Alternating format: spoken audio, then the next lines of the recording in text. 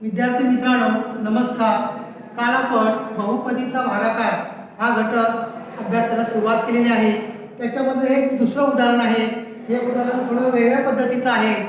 ते भागाकार पद्धतीने कसं आपण सोडवणार याविषयी माहिती मिळणार। प्रथम आपण भागाकाराचं चिन्ह काढलेलं आहे। हा जो भाज्य आहे तो भाज्य आपण भाज्याच्या ठिकाणी लिहिलेला आहे -48 p चा चौथा घात आणि आपला जो भाजक आहे तो -9p वर्ग। भाज्य नेहमी या ठिकाणी लिहायचा असतो आणि भाजक या ठिकाणी लिहायचा असतो। आता आपण जर पाहिलं की आपण 9 ने 48 ला भाग लावायचा आहे, परंतु या ठिकाणी 9 च्या पाड्यामध्ये 48 ही संख्या येत नाही। मग हा भागाकार करताना लक्षात ठेवायचं की 48 ला तर आपल्याला 9 ने भागायचंच आहे। मग ते आपण त्याचे अवयव पद्धतीने फोड करून घ्यायचे। म्हणजे काय तर 48 चे मूळ अवयव पडायचे आणि 9 चे मूळ अवयव पडायचे।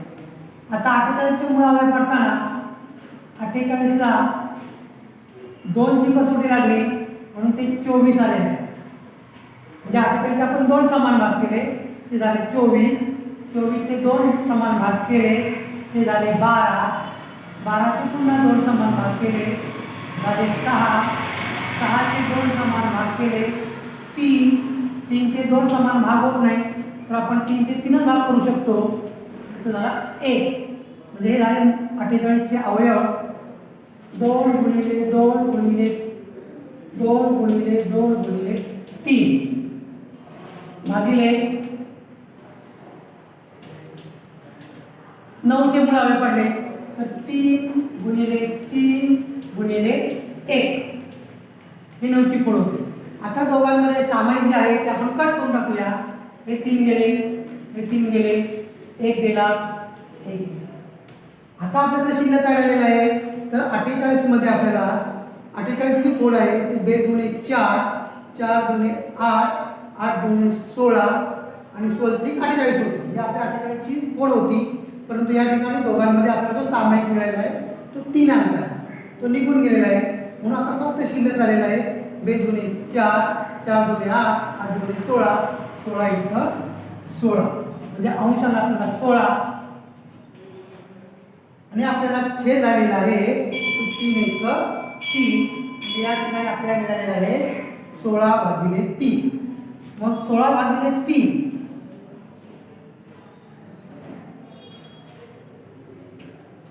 16/3 हा आपला झाला भागाकार झालेला आहे। 16/3 कसं कळलं तर 16/3 याला जर आपण 9 ने गुणलं, 16 ला 9 ने गुणलं आणि जर आपण 3 ने भागलं तर आपल्याला संख्या मिळणार आहे 48। आता आपण संख्यांचा भागाकार करूया। आता आपल्याकडे अक्षर शिल्लक आहे, चलपद शिल्लक आहे, तर या ठिकाणी p चा जो घातांक 2 आहे तो आपल्याला 4 बनवायचा आहे। म्हणजे या ठिकाणी p चा ज्यावेळेस चौथा घातांक होईल त्यावेळेस या ठिकाणी देखील p चा चौथा घातांक आहे, म्हणून त्याची आपण फोड केली p चा चौथा भागिले p चा दुसरा। म्हणजे p हा 4 वेळा झालेला आहे भागिले p चा वर्ग म्हणजे p हा 2 वेळा आलेला आहे। दोघांमध्ये आपण कॉमन अवयव शोधले तर p p p p हे निघून गेले। p भागिले p भागिले p शिल्लक राहिले p चा वर्ग, म्हणून या ठिकाणी p चा वर्ग। आता 16/3 p वर्ग याला जर आपण वजा 9p चा वर्ग याने जर आपण गुणाकार केला तर आपल्याला मिळणार आहे वजा 48 p चा चौथा। आता या ठिकाणी आपल्याला भागाकार करताना वजाबाकी करावी लागते। मग वजाबाकी करताना या संख्येचं चिन्ह वजाबाकी करताना हा जो वजावाला आहे तो होणार आहे अधिक।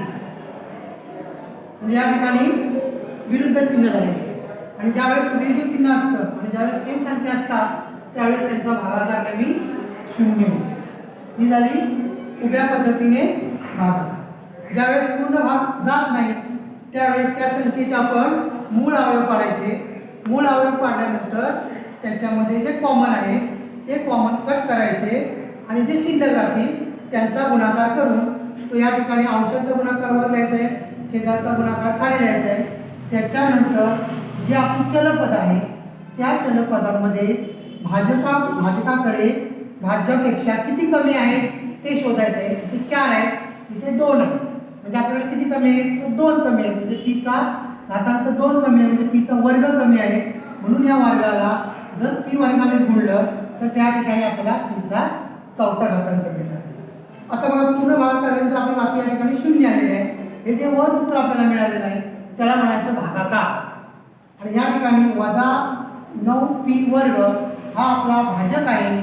आणि या ठिकाणी जो आतमध्ये आपण संख्या दिलेली आहे ती संख्या आपली भाज्य आहे, ती आहे -48pचा चौथा.